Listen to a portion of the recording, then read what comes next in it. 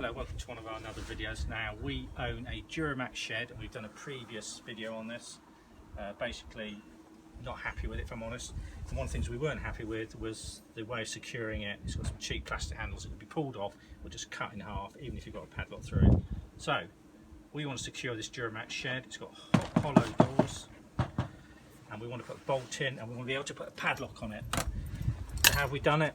We've got a standard 150mm bolt from Screwfix, again from Toolstation, B&Q, wherever it is, and we've lined the bolt up, put it on there, drilled it with a 6mm drill bit.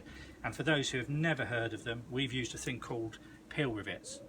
These peel rivets go in a standard hand rivet gun and they look like that when they're squished. And this is how they peel. That goes on the inside, don't it? Yeah. So there you go, look.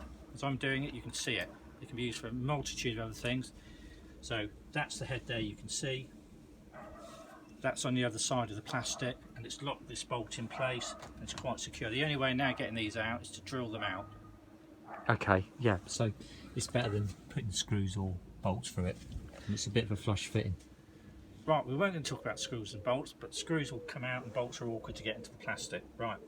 Anyway, this helps you to secure your Duramax shed or similar shed with hollow plastic doors of an inferior quality.